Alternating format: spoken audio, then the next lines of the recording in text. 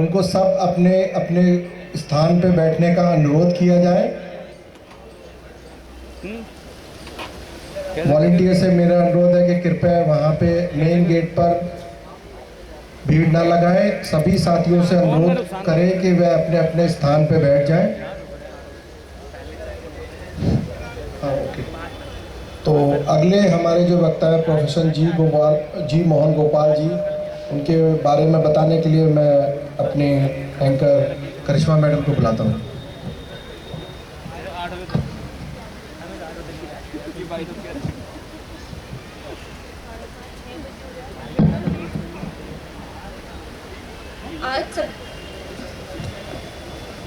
आज हम सभी के लिए गौरव की बात है।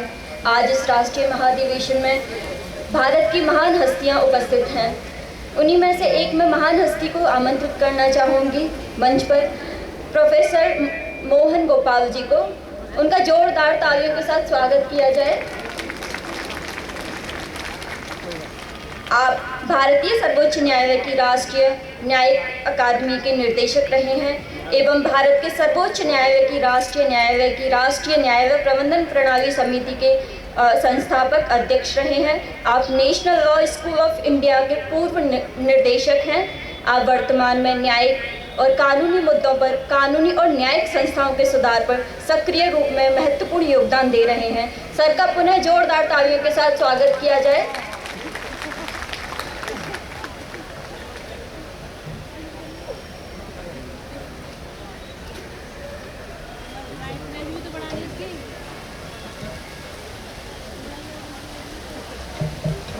बहुत धन्यवाद। मैं आज सुबह तिरुवनंतपुरम से दिल्ली आ पहुंचा। तिरुवनंतपुरम वो राजधानी है, स्टेट राजधानी है, जो दिल्ली से सबसे दूर है, सबसे दूर है। तो मैं बहुत खुश हूँ कि आपके बीच में हूँ और जस्टिस ईश्वरैया जी को मैं बहुत धन्यवाद देता हूँ कि उन्होंने मुझे न सिर्फ आमंत्रण इनविटेशन दिया, लेकिन प्रेशर डाला कि मुझे आना ही है। इतने बड़े संख्या में अपने बहुजन भाई आए हैं पूरे देश से और यहाँ आना मेरे लिए बहुत बड़ा मौका है। मैं दूर केरला से आता हूँ, मेरा हिंदी बहुत दुर्बल है, तो आप क्षमा कीजिए। बहुत अच्छे भाषण बहुत लोगों ने किया है, मैं ऐसा भाषण हिंदी में नहीं दे सकता हूँ, लेकिन आप थोड़ा क्षमा कीजिए। मैं सिर्फ एक दो बातें आपके सामने रखना चाहता हूँ, एक दो सवाल आपके सामने रखना चाहता हूँ। आपने सब सुना होगा, एक बहुत बड़ा मशहूर फिल्म डायरेक्टर थे के ए अब्बास, बहुत मशहूर फिल्म डायरेक्टर थे।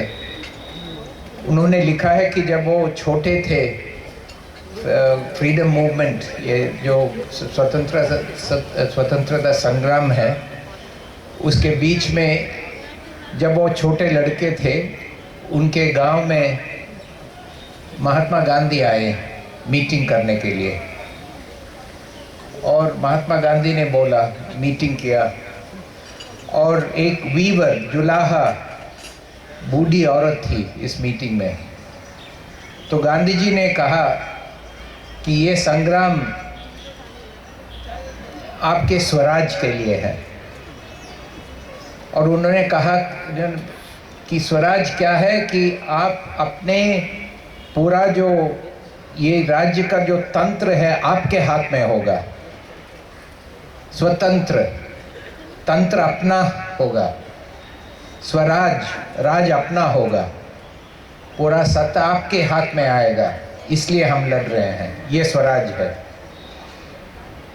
और इसके बारे में और कहा, इस स्वराज को पाने के लिए हमारा वेपन, ये आयुध है, ये चरखा।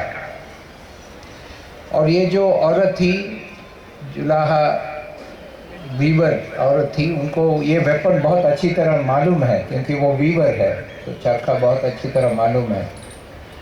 तो के अब्बास लिखते हैं कि बूढ़ी औरत ने मुस्कुराया और बहुत खुश हुई और गांधी जी से पूछा, क्या मेरे जिंदगी में स्वराज आएगा क्या? तो गांधी जी ने जवाब नहीं दिया, लेकिन उनका जो गरीब औरत थी, उनका पूरा जो थोड़ा सा पैसा, कुछ जो भी उनका पोसेशंस था, पूरा लेके गांधी जी को सौंप दिया कि ये स्वराज के लिए है। ये 1920-21 में हुआ था। 10 दिन पहले मैं केरला में था, बड़गरा गया, वीवर कम्युनिटी, इसी जुलाहा कम्युनिटी के मीटिंग के लिए, और वहाँ एक मुझ जैसे बूढ़ा आदमी उठा और कहा, ये हमारी पीढ़ा कब खत्म होगा?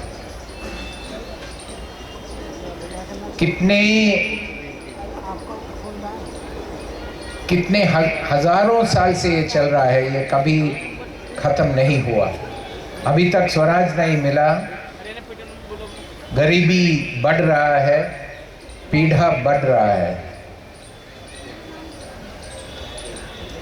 तो ये जो गांधी जी ने उनको कहा, वो सपना साकार नहीं हुआ है, और पिछले 30-40 साल से गरीब लोगों की पीढ़ा बढ़ रहा है, असमत्व बढ़ रहा है। जो थोड़ा सा स्वतंत्रता हमको थोड़ा मिला था, वो कम हो रहा है।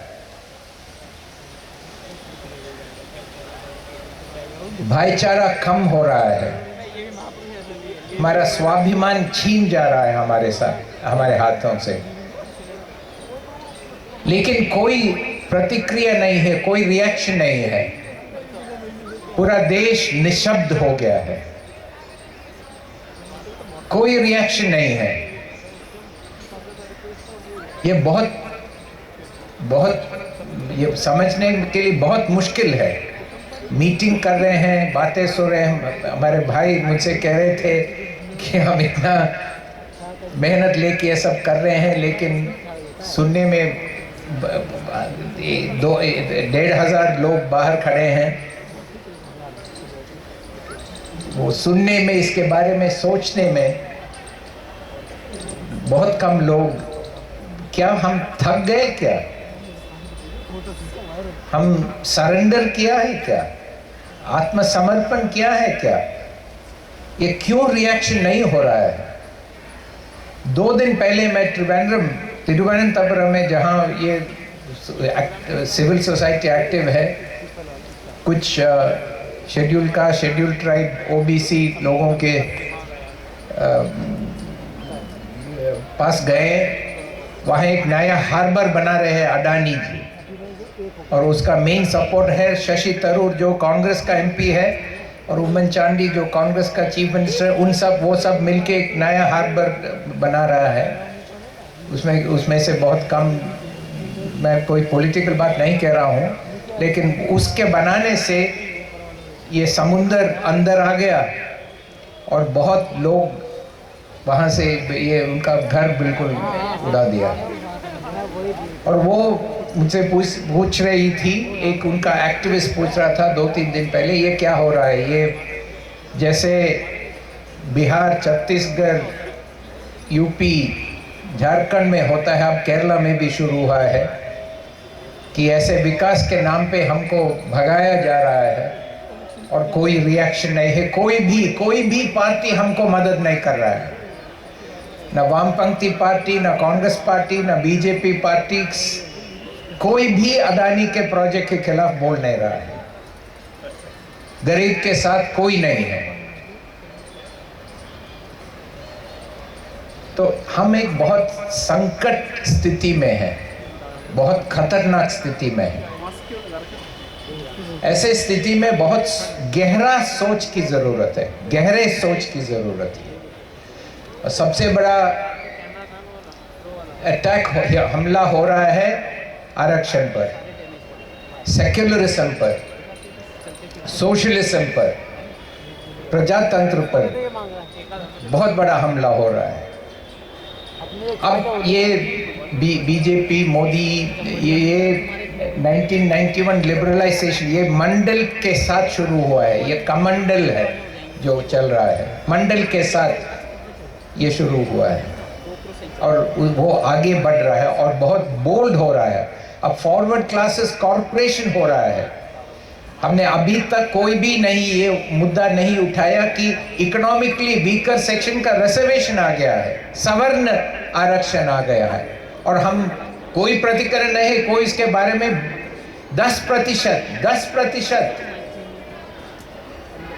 मैं केरला में ईरवा कम्युनिटी से आता हूँ, ओबीसी कम्युनिटी है। ईरवा शेड्यूल कास्ट कम्युनिटी से गुलाम हमको बना के बेचते थे सवर्ण लोग, ऐसे कम्युनिटी से आता हूँ मैं। हम 22% प्रतिशत है पॉपुलेशन के, लेकिन एजुकेशन में हमको 9% मिलता है। मुस्लिम्स केरला में 26% है, लेकिन उनको 8% मिलता है। लेकिन इकोनॉमिकली वीकर सेक्शन सवर्ण को 10% मिलता है, 10% मिलता है। कोई प्रतिकरण नहीं, कोई रिएक्शन नहीं, कोई प्रोटेस्ट नहीं। इसके बारे में हमको सोचना है कि क्या है, तो नए सोच की जरूरत है, एक नए चिंता की गहरी रूप से हमको चिंता करना है। उसके बारे में मैं सिर्फ 1-2 चीज आपसे कहना चाहता हूँ। एक मैं ये कहना चाहता हूँ कि इतनी गरीबी क्यों है इस देश में। तो कुछ लोग कहते हैं कि इतनी गरीबी है क्योंकि यहाँ के गरीब लोग यूजलेस हैं, निकम्मे हैं, बुद्धि नहीं है, कामयाब नहीं है। ये सिर्फ सत्ताधारी लोग बोलते हैं ऐसे, और कोई नहीं बोलता है, क्योंकि ये झूठ है। लेकिन अब तो भारत में जितनी गरीबी है कोई भी देश में नहीं है, लेकिन बाकी और देशों में भी है, अमेरिका में भी है, यूरोप में भी है, गरीबी है, लेकिन इतनी संख्या में कहीं नहीं है। तो गरीबी के बारे में जब पढ़ाई करते हैं तो ये एक चीज़, जैसे कई स्पीकर्स ने कहा कि ये व्यक्त है कि गरीबी कहाँ तब होता है जब सत्ता चंद कुछ लोगों के हाथ में होता है। उसको हम ओलिगार्की कहते हैं, कुलीन तंत्र कहते हैं। ओलिगार्की, मोनोआर्की, तो मोनो मतलब एक, मोनोआर्की, मोनार्की, एक व्यक्ति का राज, उसको मोनार्की कहते हैं। ओलिगोस ग्रीक में उसका मतलब है बहुत कम लोग। ओलिगार्की मतलब कम लोगों का राज। जहाँ कम लोगों का राज होता है, वहाँ उस राज का जो न्याय है, पॉलिसीज है, उस राष्ट्र का जो पॉलिसीज है, वो सिर्फ उन ओलिगार्क के लिए चलता है, उनके बेनिफिट के लिए होता है, आम जनता के हित में कभी नहीं होता है। तो उन देशों में बहुत गरीबी होता है और गरीब का जब तक ओलिगार्की चलता है गरीब बच नहीं सकता। इसलिए 1931 है, 1931 में बाबा साहेब डॉक्टर अंबेडकर ने पहले राउंड टेबल कॉन्फ्रेंस में 1931 में पहले राउंड टेबल कॉन्फ्रेंस में बाबा साहब ने कहा, ब्रिटिश को कहा कि अगर आप सेफगार्ड्स नहीं रखते हैं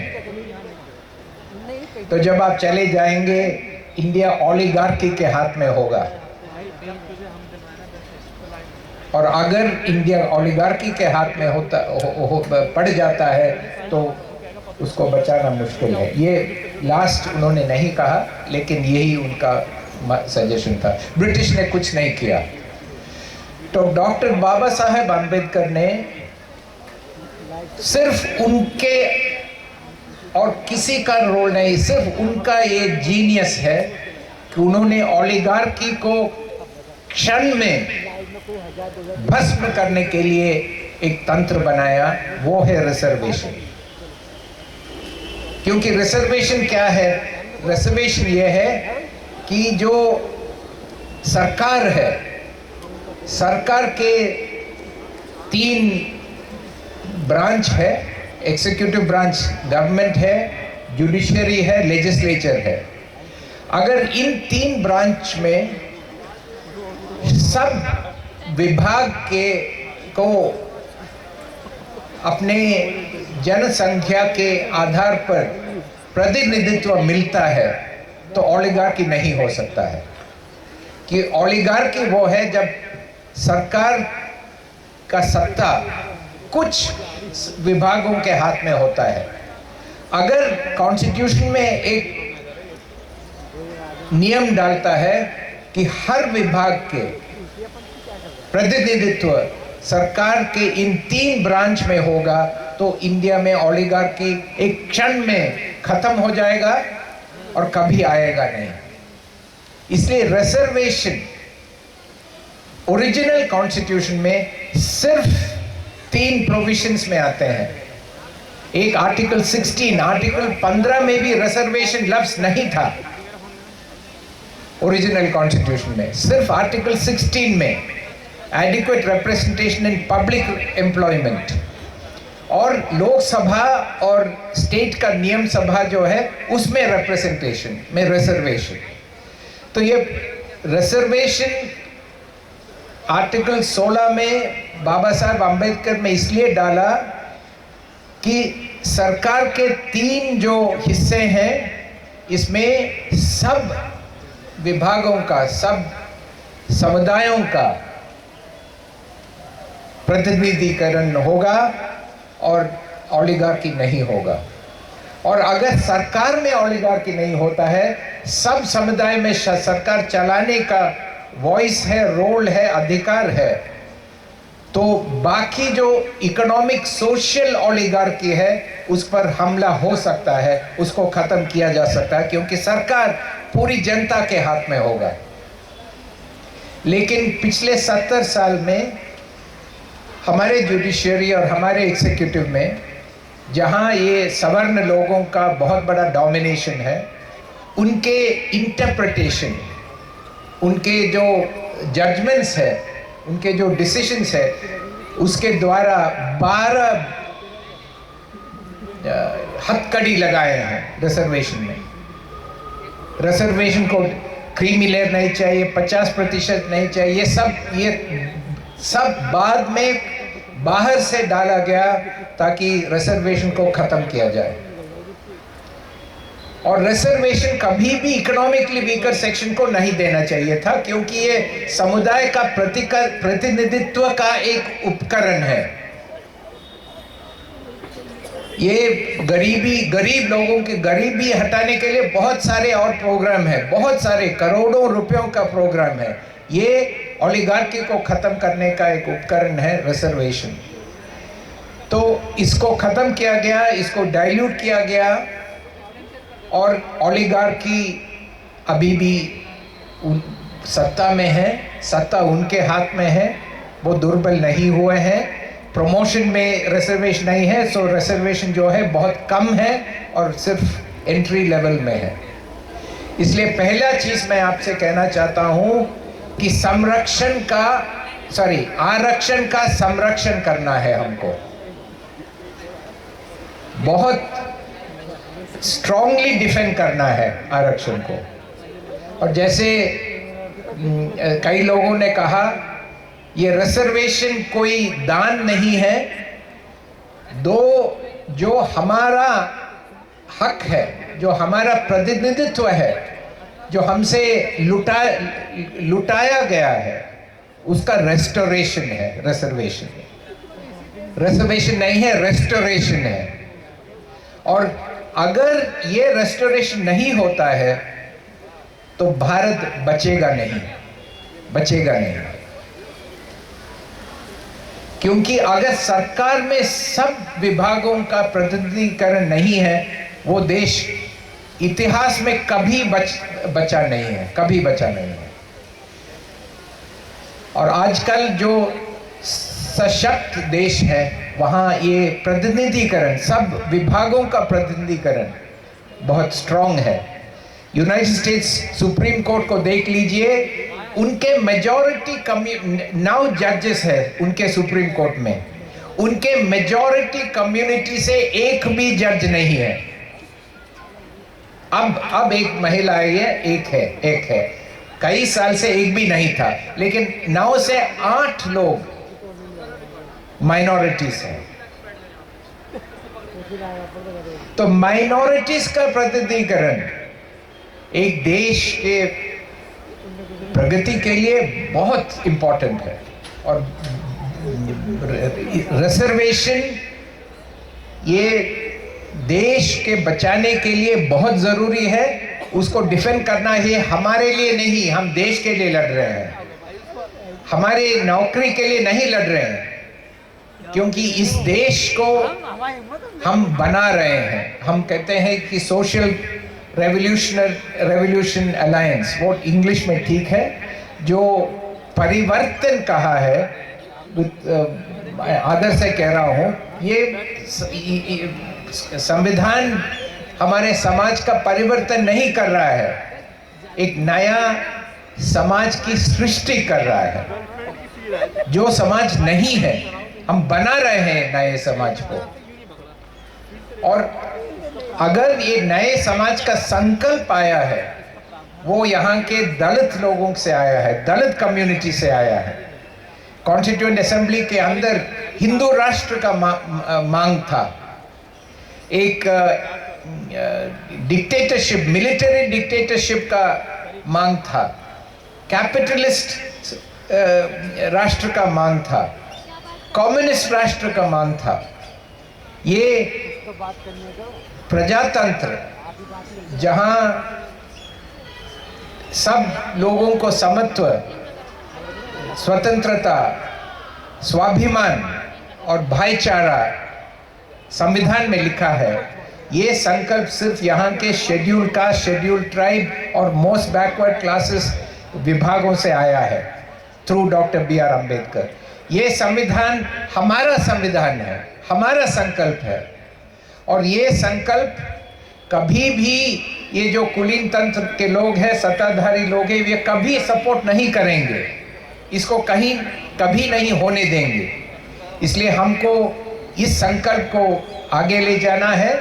और दूसरी चीज़ मैं ये कहना चाहता हूँ कि ये कास्ट सेंसस क्यों है, ये इसके बारे भी हमको बहुत डीपली सोचना है। सिर्फ जनगणना की बात नहीं है। जैसे सिटीजन्स अमेंडमेंट्स एक्ट में इसी सरकार ने कहा कि सब सिटीजन का रिकॉग्निशन होना चाहिए, रजिस्ट्रेशन होना चाहिए, मान्यता होना चाहिए। सेंसस क्या है? सेंसस हर समुदाय का रिकॉग्निशन है, मान्यता है, कि सरकार अपने रजिस्टर में लिखता है कि ये समुदाय है। जैसे एक व्यक्ति सिटीजन है, ये कास्ट सेंसस में हर समुदाय को रिकॉग्निशन मिलता है कि आप इस देश के समुदाय हैं, आपका हालत क्या है, आपका पॉपुलेशन क्या है, आपकी ज़रूरत क्या है, ये सब रिकॉग्नाइज करना है। तो अगर कास्ट सेंसस जिसमें OBC 1951 तक थे, जब ब्रिटिश ने 8 सेंसस लिया, OBC उसके अंदर था। 51 में जब सवर्ण लोग आए, बाहर किया। अगर हम अब कह रहे हैं कि OBC को वापस कास्ट सेंसस में लाओ, इसलिए हम मांग रहे हैं क्योंकि हमारी रिस्पेक्ट, इज्जत और मान्यता चाहिए कि ये सरकार एक्नॉलेज करें, एक्सेप्ट करें कि हम एग्जिस्ट करते हैं, हम एक सोशल ग्रुप है, हम एक कोई देश विरोधी नहीं है, हम कोई आतंकवादी नहीं है। हमारे जो समुदाय है, we are this country, we must be recognised. तो मान्यता, उसके बाद उसके लिए जनगणना और उसके ऊपर प्रातिनिधित्व, ये तीनों अगर नहीं होता है तो ये देश ये देश बचेगा नहीं। तो ये जनगणना का जो मांग है, आरक्षण का मांग है, इस देश को बचाने का मांग है और वो हमारा मांग है, क्योंकि हम ये देश रहे, ये हमारी आशा है। ये जो सत्ताधारी लोग हैं वो, जब मैं बड़गरा गया मैंने देखा वहाँ 17वीं सेंचुरी में 17 सदी में एक एडमिरल थे मरिकार, जो ब्रिटिश के खिलाफ बहुत एक मुस्लिम है, मुस्लिम एडमिरल है, कुंजाली मरिकार। उन्होंने बहुत लड़ाई की ब्रिटिश के खिलाफ। ब्रिटिश को उनको कैप्चर करके उनको मारने के लिए हैंडओवर कर दिया वहाँ के सवर्ण राजा ने। राजा और पोर्चुगीज, ब्रिटिश ने, पोर्चुगीज और राजा ने मिलके कुंजाली मरिकार को कैप्चर किया और मार दिया। तो ये सत्ताधारी लोग, जो सवर्ण लोग हैं, वो किसी के साथ मिलके इस देश को खत्म करेंगे। इस देश का जो संकल्प है, जो स्वतंत्रता, समत्व, स्वाभिमान और भाईचारा के आधारित पर एक नया समाज, एक नया देश का संकल्प है, वो सिर्फ हमारा संकल्प है। यहाँ के अवर्ण जनता के की संकल्प है, ओबीसी, एससी, एसटी के संकल्प है। इसके लिए अगर ये देश बचेगा तो हमको लड़ाई करना पड़ेगा। हम हर व्यक्ति को, ओबीसी, एससी, एसटी को, इस देश को बचाना है और लड़ना है। कैसे करना है? आरक्षण का संरक्षण करना है, जनगणना करवाना है और हमारे जो कॉन्स्टिट्यूशन है, ये मेरा आखिरी रिक्वेस्ट ये है कि हम व्यक्तिगत रूप से क्या कर सकते हैं।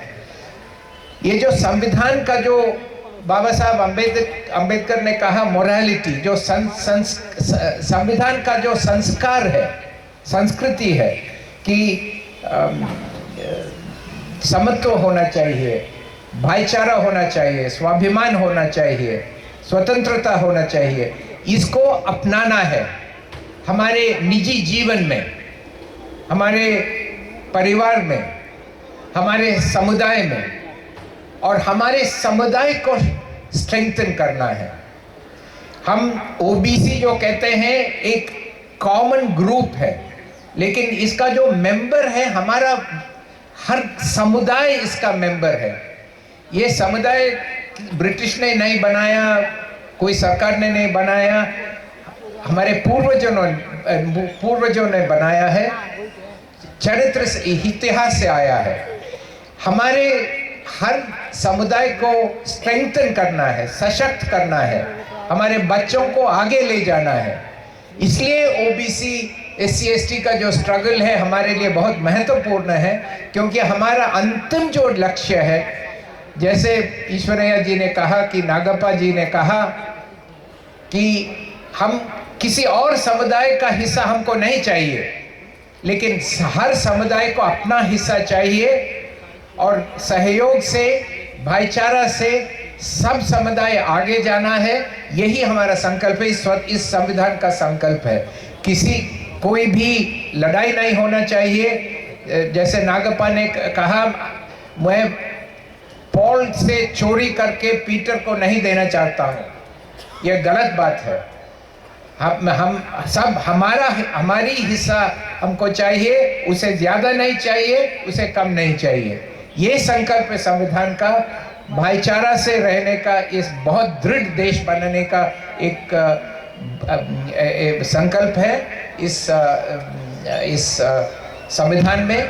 तो अगर ये साक्षात होना है तो हम सबको अपने जीवन में इस संविधान का जो प्रिंसिपल्स है वो लाना है, और जहां हमको हिस्सा मिलता है और हमको सत्ता मिलता है, वो देश के लिए और हम अपने समुदाय के लिए यूज़ करना है।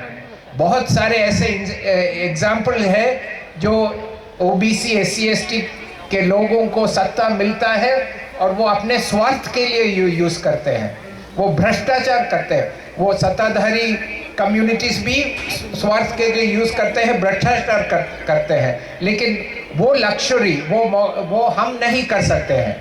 हम ये जो सत्ता में जो आते हैं हमारे कम्युनिटी के लोग, वो इस संविधान के लिए, इस राज्य के लिए और इस समुदाय के लिए ये मौका यूज़ करना चाहिए और नियम का पालन करना चाहिए, भ्रष्ट नहीं होना चाहिए और समुदाय के लिए काम करना चाहिए, देश के लिए काम करना चाहिए। और ये जो अन्याय है, EWS के बारे में मैंने कहा था, मैं ये कहना चाहता हूँ, हम कुछ लोगों ने केरला हाई कोर्ट में केस फाइल किया है, अब पेंडिंग है, कि हमने कहा है कि इकोनॉमिकली वीकर सेक्शन का पूरा जो कॉन्स्टिट्यूशन में लिखा है आप पढ़ लो, उसमें कहीं भी जाति नहीं आता है, सिर्फ कहते हैं इकोनॉमिकली वीकर सेक्शन। ये कहते हैं कि बैकवर्ड क्लास को नहीं देना है, शेड्यूल ट्राइब को नहीं देना है। लेकिन अगर मैं बैकवर्ड क्लास रिजर्वेशन के लिए अप्लाई नहीं करता हूं, मैं उससे बाहर हूं। बैकवर्ड क्लास में सिर्फ जाति नहीं है, केरला में पूरा मुस्लिम बैकवर्ड है। जाति कोई भी क्लास बैकवर्ड हो सकता है, अगर वो क्राइटेरिया अगर फुलफिल करते हैं तो बैकवर्ड हो सकता है। कोई भी जाति को जाति के ऊपर बैकवर्ड क्लास में नहीं इंक्लूड कर सकते हैं, नहीं एक्सक्लूड बाहर नहीं कर सकते हैं, सिर्फ क्राइटेरिया देख के डिसाइड करते हैं। तो ये असली ये सही है कि EWS बैकवर्ड क्लास के रूप में किसी बैकवर्ड क्लास को नहीं दे सकते हैं। लेकिन जब मैं बैकवर्ड क्लास के बाहर आता हूँ, जाति के ऊपर मेरा जाति का कोई रेलेवेंस नहीं है। मेरे जाति के ऊपर इकोनॉमिकली वीकर सेक्शन रिजर्वेशन से मुझे बाहर क्यों करते हैं, किस बेसिस पर करते हैं? कहाँ लिखा है कॉन्स्टिट्यूशन में 15(6) के कि जाति को दिया जाएगा? वो कहते हैं इकोनॉमिकली वीकर सेक्शन को दिया जाएगा, बैकवर्ड क्लास को नहीं दिया जाएगा, लेकिन कास्ट को नहीं दिया जाएगा, कहीं नहीं लिखा है। तो अगर बैकवर्ड क्लास को कास्ट के ऊपर पर बाहर किया जा